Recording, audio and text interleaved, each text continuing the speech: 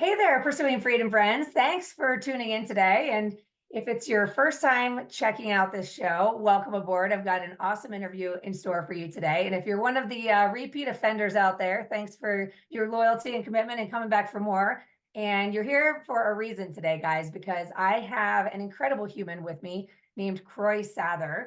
And Croix is an author, a TEDx speaker, a transformation performance coach, and all these amazing things. But what we're going to talk about today is what it means to be unstoppable, to have the mental strength, focus, and discipline to achieve literally any goal, and how different our lives would be if we felt unstoppable in everything we do. And I know as human beings, many of us struggle with confidence, and so we don't always feel unstoppable. So, what would it look like to be able to access that within you and accomplish anything you set your mind to? So Corey's going to be sharing his story about what it looks like to be unstoppable and the crazy story of running across America and breaking records and all kinds of things. But I'm going to let him share that story because I have a feeling you are going to leave this interview feeling fired up, inspired, and more confident than ever. And who doesn't want that in their life? So with no further ado, Croix, thank you so much for being here. I'm excited to have you on the show. Thank you. It's great to be here. I love the background of your office. That is fantastic. Thank you so much. I'm surrounded by inspirational images all over and also images of places that I've been that just kind of remind me that it's important to take the leap, because we're always longing for more, right? And we're always on the brink of whatever we're craving next in our lives. And so I love this conversation, the topic we're going to be covering today. So talk to us a little bit about your backstory though, Croix. I mean, I know you're tuning in here, by the way, from Medellin, Colombia. And I just want to know, how did you arrive at where you are today and the message you have to share with our audience? That's a big question. We don't have all day, Croix, but give us the cliff notes. Yeah, I need a few hours here. It all comes back to when I was a little kid. I used to dream about what I could do in life. Like most kids do.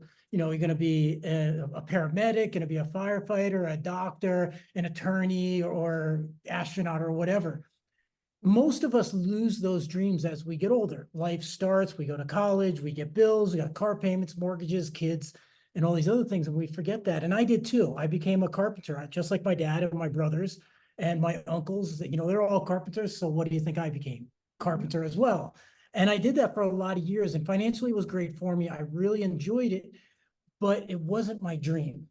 It wasn't what I wanted to do. So I started getting into personal development and I started reading books. But back then it was called self-help and it was kind of frowned upon. And so I used to have to listen to these cassette tapes in my car when nobody was with me, just so I could listen in peace and not have my brothers or my coworkers giving me a hard time. But over the years, the same question that kept coming up over and over. What would you do if you knew you could not fail? And I didn't know what the answer was. I just knew I wanted something different. And I had heard about this guy who ran across America. And I'm like, that is the coolest thing I have ever heard in my entire life. I'm going to do it. And so I go in and tell my friends and my family and everybody else. And of course, what do they say? You're crazy. That's stupid. Or my mom would say, you're going to kill yourself. And so it sort of stayed on the wayside just a little bit, but I wouldn't let it go. And luckily, as they say, ignorance is bliss. I didn't realize that the guy who had done it, that I got my inspiration from, he was a professional runner for 20 years. He had world records. He ran thousands of miles, countless marathons, but I didn't know any of this. I didn't do my research. And I wasn't a runner at that time, but with 1 year of training, I'm now in California starting a marathon a day for 100 consecutive days. You did a marathon a day for how many consecutive days? 100 days, 26 miles a day for 100 days. With no running experience. 1 year. Oh my gosh. I didn't realize that. I mean, it's funny, you hear run across America and you're like, that sounds bananas and also kind of cool. But I guess I didn't think about the logistics of it until you just said that and my jaw dropped to my floor. That is wild. Okay, so you go on, keep going because this is amazing. But running one marathon is different than running one a day. And so my training was completely different than what somebody would do if they wanted to do a marathon, as a life goal or something. But each morning I would also give a keynote speech to different at-risk group audiences. So United Way, Wounded Warriors, homeless centers, shelters, halfway houses, drug addiction houses, and all these amazing people that were in a pretty rough time and they needed some inspiration. And my message was to rise above your circumstances and create a life worth living, which isn't different than regular people who aren't in an extreme circumstance, because most of us aren't living the life that we want, or at least not the full version of it. There's always more, and we accept or even settle, some people, for a life that's good instead of going for a life that's great. And that's what I'm all about. It's not about the running. I don't care if you don't want to run a marathon or if you don't want to run across the street.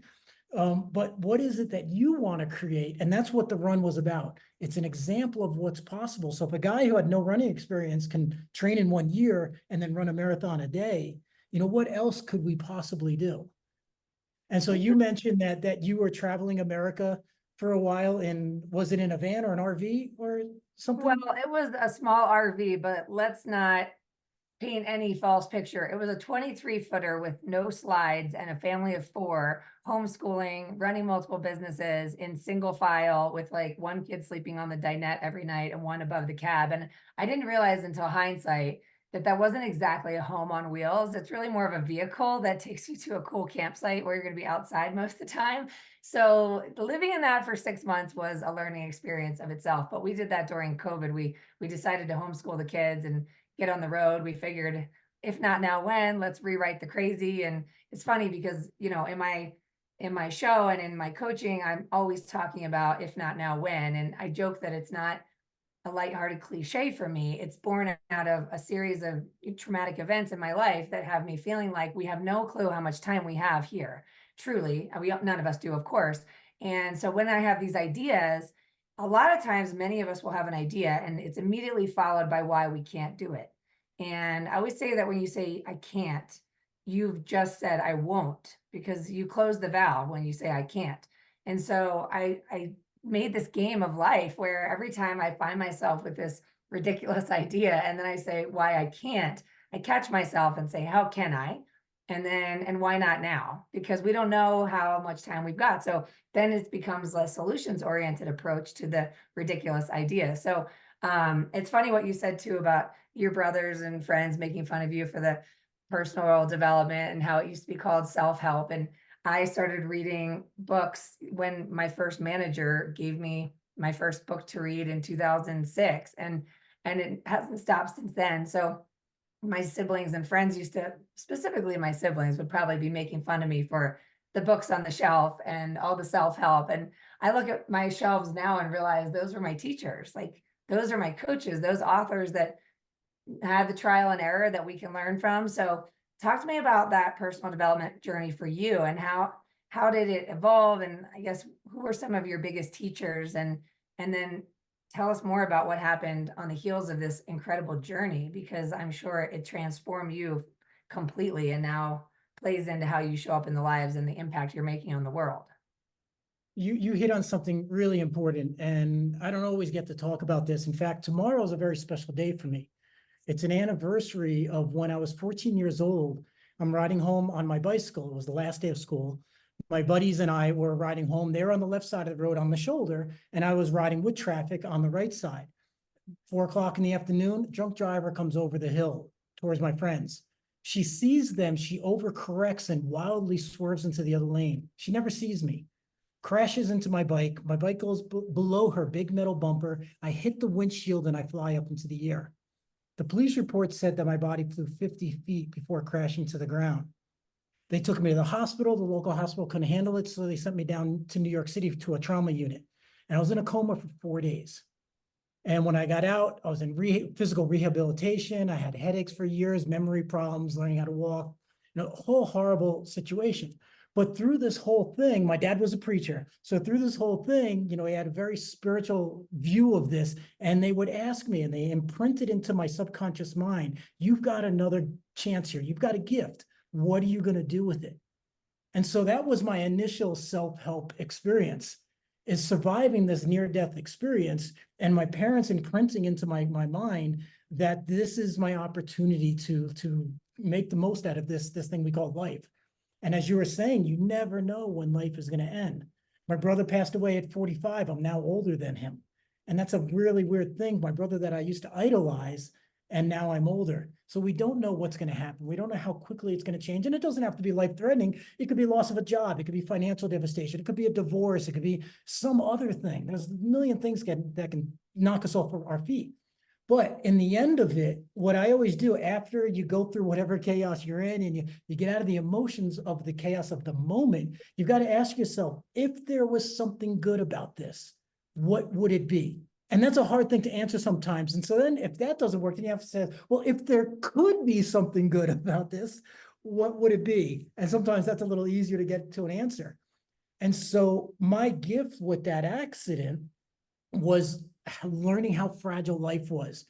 And it in an indirect way, it inspired me to get the most out of life. So the adventures I do, I also went on a drive around the country like you did. It was pre-COVID. I didn't even have the excuse of COVID. I just did it because it sounded cool. For 3 months, I'm driving around the country in my SUV and I'm couch surfing with friends.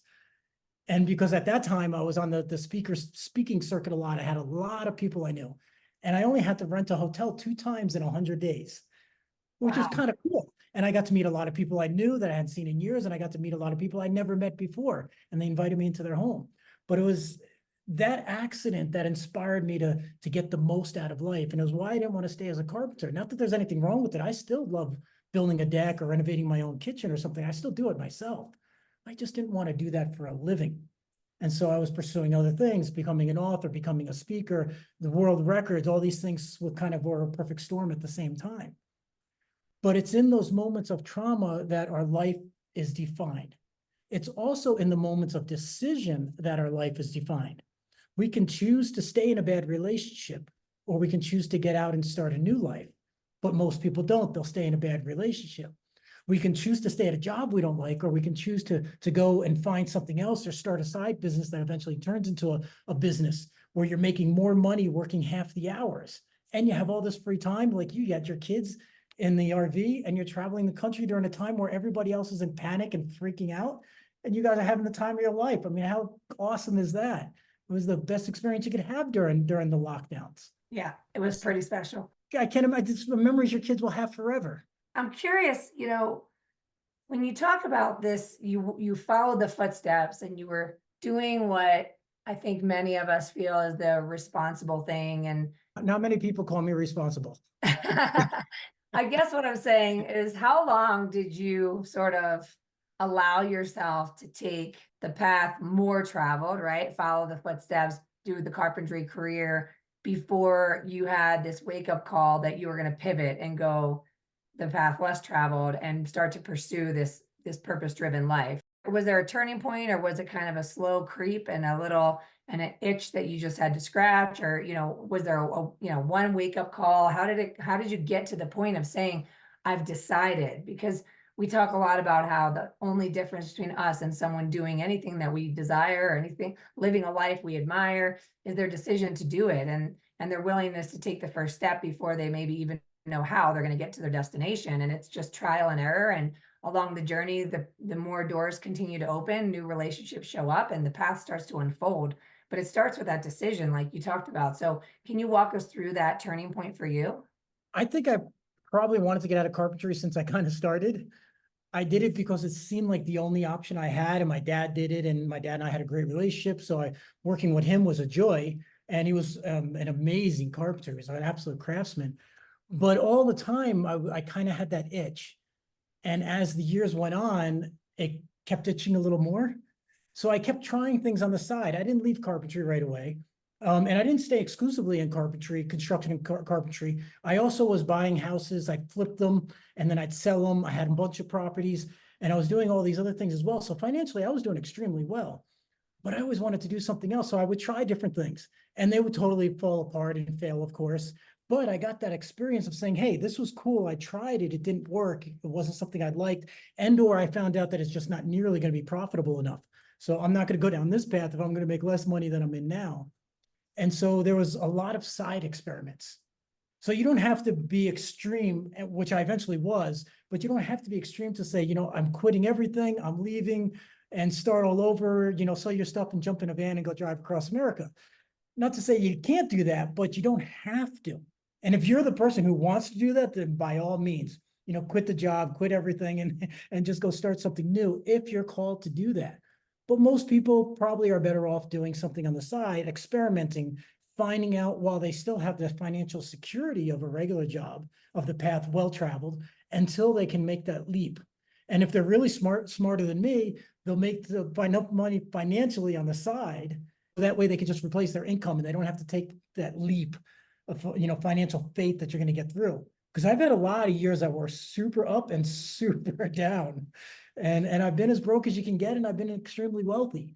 And if I could do it over, I probably would do it a little bit smarter the second time around. Well, I appreciate your candor there and vulnerability, because I was joking with someone the other day that it may seem like I have a black belt in success in some regard, and in others, I have a black belt in failure, because it's true. It's like when you realize how often you've actually quote unquote failed and you're still here doing just fine, but you're following your dreams, then it becomes more interesting and more capable of navigating those challenging moments and those seasons of life where you start to second guess yourself. I really appreciate how you talk about being financially successful but unfulfilled, because there's a lot of people listening that can relate to that maybe have had their best month ever or their best year ever, and they can't figure out why they feel called to something else. And so we become so adept at allowing that the noise in our brain, our fear and that chatter, to convince ourselves that we're better off staying put and we're better off playing small, and it's safer to avoid taking those risks and taking those leaps and following your heart. And interestingly enough, you talk about the side hustle, and when I think about pursuing freedom and the coaching business and the podcast and all these things, while I was doing that on the side while also running my mortgage business, and it was many years that I was successfully convincing myself that I was insane for thinking about walking away from the mortgage business. And when I finally did, I remember calling my husband and saying, I think the whisper became a roar. Like you talk about, the itch became itchier. It was like the whisper became a roar. And when I took the leap and I didn't renew my license, people thought I was crazy, because that's the safety net to come back to. And I was like, nope, I'm burning the boats. This is it. I'm going all in, and following the dream. But I'm curious. I mean, I know from my own experience, there's a lot of work that has to be done within, because our fear is loud, and our stories are debilitating and paralyzing, and make it really, really hard for most people, including myself at times, to heed the call, right? To have the itch and go for it. And so what does it look like for you to do the work from the inside out, and to help yourself be a witness to the fear and take these actions anyway? Because I don't believe any human being goes through this life experience without fear creeping in, even when things, like you said, you've had extreme highs, you had these successes, but we're still going to have fear that's tied to those losses or those failures or those stories we have from our younger selves. So what does that look like for you from a process perspective? I think it was Zig Ziglar that said, work more on yourself than you do on your job. And the idea behind that is that we spend so much time with our family, with our jobs, with all these other things, that we never take the time to work on ourselves. We don't reflect enough. We don't spend enough time getting the education. And this doesn't necessarily mean hiring a coach, although that's a fantastic way to do it. But you were saying that you have lots of books on your bookshelves from all the people that you study, and they're your mentors. By far, by extension, they're your mentors, but they're still your mentors, and they were with me too. So even if somebody's listening to this and you don't have any money, you're just scraping by, you can go get a book from a library and read it, or audiobooks are on YouTube all the time before they end up taking them down because of copyright issues. But you can get most books somehow you can get them for free. YouTube has so many things for coaching. Like right now, I'm restudying or upgrading my skills on copywriting, which is the sales thing. Like if you read a sales letter or something, and I'm really good at that, but I'm not at the level I want to be. So I'm constantly studying to learn that skill right now. That's a skill I'm focused on at the moment. I'm also focused on lifelong. I'm focused on health. I'm 53 and I'm as strong as I was when I'm in my 20s. I'm bench pressing 300 pounds. I'm still running miles a day. And this isn't for any kind of competition. It's just because I want to be wildly strong and healthy, because now that I'm in my 50s, those 60s come quick. And I imagine the 70s feel like they come even quicker. And so when I get there, I want to be healthy and strong physically, because without that, it's hard to be healthy and strong mentally or emotionally. Because if you lose, as I forget who said it, but if you lose your health, you've lost everything.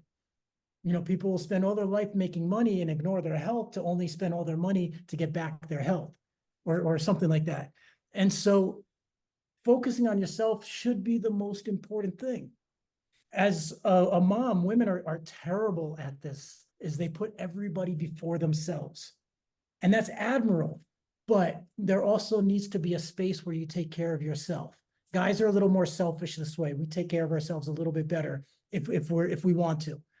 But moms have a harder time with this because they're socially and genetically designed to take care of that baby and designed to take care of their family more than men are.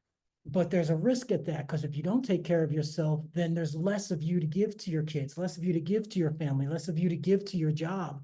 So the more you put into yourself, the more you have for others. You expand yourself, you expand how much you can give to others. And that's why it's so important. So it's good that today we don't call it self-help, and today it's pretty much mainstream to go pick up a book and read it, or to go hire a coach and get some help in, whether it's business coach or personal or emotional or whatever. These things are very normalized now. Not normal enough, but they're normalized now. And that's a great thing. We're moving in the right direction. There should be no shame whatsoever. In fact, if somebody tells you that I'm going to see a therapist, I'm going to see a coach, I'm going to see, going to this course for the weekend or whatever, we should be congratulated for doing these things. Not where a lot of people still today are like, oh, you're going to one of those. Don't let them sell you anything. It's like, yeah, they should be selling you on something, because if you're going to something, then it's something you want to learn about, and they probably have a lot more knowledge than you. And so you need to pay for those things, which is fantastic. And so if somebody else is being cynical of that, that's their limited beliefs of the world. But the most educated people throughout all history, throughout all religions, throughout all cultures, they've always been the wise person in one way or another that has always been expanding their knowledge and also expanding how they improve themselves through outside means and through internal means. I couldn't agree more. And, it's interesting you talk about the whole coaching piece, because the first time I hired a coach was when I had hit financial rock bottom and I was $35,000 in credit card debt, riding my bike to a client meeting and having my credit card declined for a cup of coffee in front of the clients. So people think that we have to figure it out ourselves. And then once we've earned the right to hire the coach, then we're going to go do that thing. And I waited until I was at rock bottom and in sheer desperation. And I've never been without a coach since. And that was 2008, because I'm constantly wanting to surround myself with people that remind me more of my future than my past. And that's not to say that I don't still spend time with all the people I care about that are a part of my past. It just means that I'm strategic about putting myself in the room with people that are ahead of me in the game in some capacity, because I've seen how much faster my own personal expansion can increase in velocity just by spending time with people that one thing they say to me unlocks a belief in me, or one thing I see in them unlocks a belief in me, because I see if they can do it, maybe I can do it. And if they could do it this way, and then I learn from their mistakes. And it's like you compare yourself on chapter 1 to someone on chapter 10 and think it must be nice, having no idea what transpired between their chapter 1 and chapter 10. Instead of saying must be nice, we should say, how do I learn from that person? Because then I can get to their chapter 10 on my chapter 4, because I put myself in the room with them, or read their books or listened to their show or whatever. So I totally agree with that. And I really appreciate what you're saying about taking care of yourself and how hard it is for moms, because it was 2015 when someone gave me the book of The Miracle Morning. And I remember thinking I wanted to smack my friend, because he's giving me a book about a morning routine. And I have a 3-year-old and a 5-year-old, and I'm running on fumes, working 24/7. And here's my buddy telling me I should wake up earlier. So I thought to myself, but I'm desperate. Once again, I'm desperate. So I remember thinking, I'll just give it a shot. And I started waking up a little bit earlier than my kids. And it changed my life. Within 2 weeks, I felt less anxious, more energized, more focused, more clear-headed, more enthusiastic. And I became pretty religious about my morning routine and taking that time for myself. So much so that by the time we went on the road trip 5 years later, my kids were accustomed to me getting up in the morning. Now we were in this little RV, so I couldn't wake up before them, or I'd wake up everybody. So I had to start to surrender to deep sleep and rest and get up with the kids and then say to them, mommy's going to go do her morning routine. And I would go away for an hour or so, however long it takes, with my journal and my meditation podcast and all the things, and set myself up for success and come back more energized, more clear headed, more focused, more enthusiastic, a better mom, a better business owner, a better wife, better friend, better person. Right. And like you said, it's like you have to put the oxygen mask on you first in order to give to anybody else. And it's such a challenge in our highly distraction world to carve out that pause. And I always encourage people to learn how to practice slowing down in order to find that clarity so that you can experience the quantum leap to the next thing that's the right next step, rather than just muscling through, giving from an empty well, running on fumes and hoping something's going to change, because it's really not the external world's job to change how we feel or how we show up. It's our job. So how did that evolve to where you are now? You're living in Colombia, you ran across the country, and now you have a thriving coaching practice, coaching entrepreneurs. So talk to me about the journey towards where you are, the author, the TED Talk, all the things. You touch on a really important part. They call it the velocity of money. The faster you can make money go around into investments and then come back, the quicker you get results and the more money you make. And the same thing happens in our own personal lives. The velocity of growth is the faster that we can get to the next level, the faster we can move beyond our current limitations, the more we grow. The more we grow, the faster that happens. And so the more you give to yourself, the more you'll grow, the faster you'll be, and the more success you have. And a lot of times that's hiring a coach, or it's going to a weekend seminar, and it's reading books, and it's doing all these things. And what you did with your kids and saying, hey, you know what, it's mommy time for the next hour. At first, I'm sure you hit resistance with your kids and maybe even with your husband, but then after everybody got used to it and sees the difference in you, then everybody wins. And so my progression of that was leaving. I got divorced, and then after divorce, I was like, well, what's next? And I didn't know what was next. So like you, I just packed all my stuff into my car and I drove around the country. And so I went couch surfing for 100 days, for roughly 3 months. And I got to meet all these amazing people, and I got to meet all these amazing experiences. And it gave me a moment to just kind of decompress and figure out what was going next. And then after that, I was like, okay, now it's time to get back into it. But that trip around the US led me to a trip to Costa Rica, then to Mexico. And then it just kept branching out. And that ended up making me nomadic for 6 or 7 years. Which sounds like this really granola backpacker hippie sort of thing. But no, I'm in nice Airbnbs. I'm staying all over the world. I'm staying in some of the nicest neighborhoods, cost-effective neighborhoods, but really nice places. I wasn't in the 5 seasons or anything, but I'm living okay. And I'm traveling the world and I'm seeing all these things. So what would have been for many people a devastating moment that some people don't recover from, I found a way, and partially by chance and partially on purpose, to find the next meaning in life. And so that's how all these things happen. And some of it happened serendipitously. Not all of it was planned. In fact, a lot of it wasn't planned. I had ideas where I wanted to go. But then you do one thing and then you do the next, and you just keep taking the next step forward. Martin Luther King says, you don't need to see the whole staircase to take the first step. When you take that first step, the next step is revealed. And the next step is revealed. It's like driving at night. You have your headlights that only show, say, 50 meters into the road, into the future, if you will. But you can still keep driving at 60, 70 miles an hour down the highway, even though you could only see 50, 70 meters at a time. And because you don't need to see everything, you know where at least the idea of where you're going, and you just keep driving until you can see the next thing. When a turn comes up, what do? You turn. Next turn comes up and you turn. So you just keep adjusting as you're going along. And so I don't have like this magical thing that like I figured out all how it was. It's like, no, I figured out as I went along, because I knew where I wanted to go as a general picture. I wanted to be an author. I wanted to be a speaker. I wanted to travel the world. Those are basically my 3 tenets of what I wanted to do. I had no idea how I was going to get there. So when I ran across America, I thought people are going to be banging down my doors. They're going to hire me for keynotes. They're going to hire me for coaching. I'm going to be famous. Everybody's going to know me. I get done running across America. I got 0 calls, absolutely zip. And I'm like, oh man, I got to do something bigger, more impressive. So I go and I break the world record running through Death Valley, 146 miles through the hottest place on the planet. I'm like, now they're going to call me. And they didn't call me. I was like, man, this is work. But what it did get me was get me onto the TED stage, the TEDx stage. So I spoke in Las Vegas and I spoke in New York. So TED is a very famous speaking organization. And you do it for free. It's 18 minutes maximum. But from those two talks, I started getting phone calls. And I'm getting keynotes that are making $10,000, $20,000 and more for an hour talk. And I was like, wow, this is amazing. This is absolutely fantastic. Now I got it. Now I got momentum. Life's taken off. I'm on easy street for the rest of my life. Then I get Google slapped. The Google slap is when Google, for whatever reason, changes their algorithm and I stop showing up in searches. And I didn't realize it. So I'm just living the high life, if you will. I mean, it wasn't that high, but it was a pretty damn good life.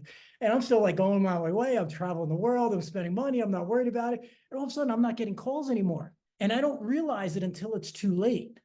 And I went upside down financially because by the time I realized what was going on, my life expenses were far exceeding what was coming in. And then when the money coming in took an abrupt stop, I was like, now I was in trouble. So I ended up going upside down. But that's a great lesson. What can you learn from that? And so I started studying people who went bankrupt. I started studying people who lost everything, started studying people who had gone through multiple financial devastations and recovered from it. And the one thing most of them say is some version of is I needed to learn that lesson to understand the value of money, the value of my time, and the importance of having a clear goal and clear direction and being on top of what's going on financially. So in other words, living within your means. It was something I was never good at until that point. But when you lose pretty much everything, you all of a sudden have a totally different relationship with money. And it forces you to look into things. Divorces will do this. Financial devastation will do this. Medical issues will do this. You know, there are all sorts of things. And sometimes we have to go through that trauma of life, if you want to call it that. We have to go through that experience to be able to come out to the other side. Because without it, there's not enough pain to learn. Without it, there's not enough resistance. There's not enough pain to make a change. We'll just keep pushing through because it's what we know. It's what we're comfortable in. We don't have to like what we're doing to stay in that pain. It just has to be not painful enough. And that's why most people will stay where they are until the pain gets severe enough that they have to change. And that's why you said you found your coach. It's why you said a few times that that's just, you know, where your changes have come from. And that's what's true for everyone. Because if you're coasting, nothing's going to change. I lost everything in 2008. I had a lot of property holdings at that time. And then the market was going down and I was holding all these properties. And luckily I got out without losing everything. But had it been another month or two, I would have lost everything back in 2008. Luckily I had mentors that they're like, you got to get out now. Whatever it takes, get out now. So I sold everything I had, $10,000 discount every week until I sold the properties I owned.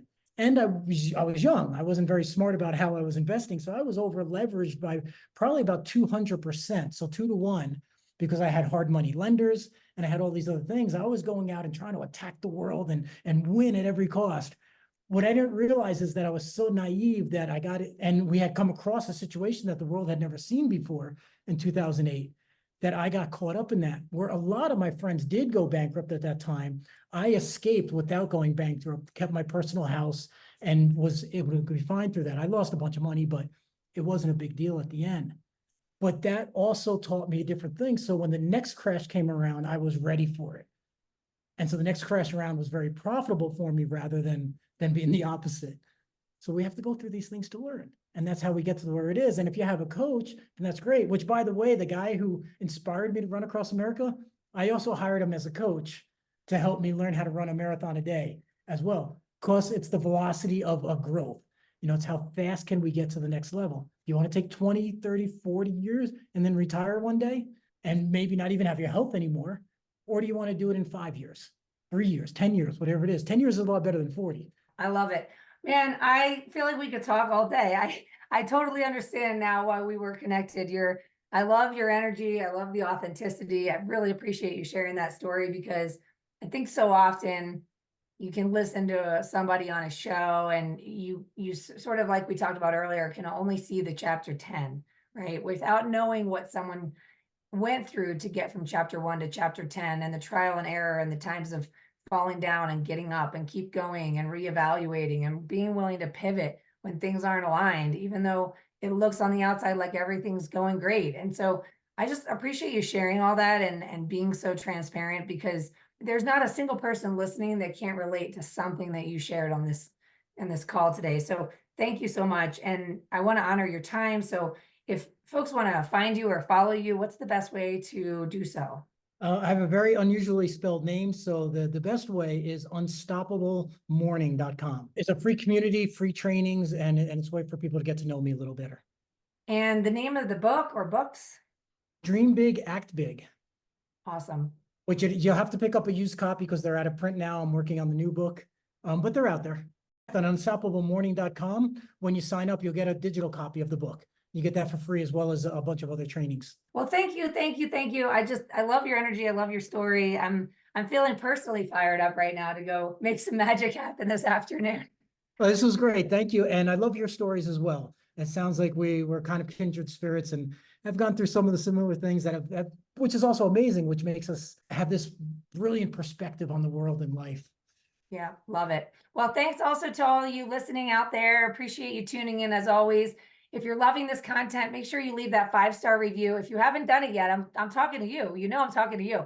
We need those 5-star reviews to help us continue to attract these amazing guests like Croix and help this content get found so more people can build a life you don't need a vacation from. I love you. I appreciate you. See you next time.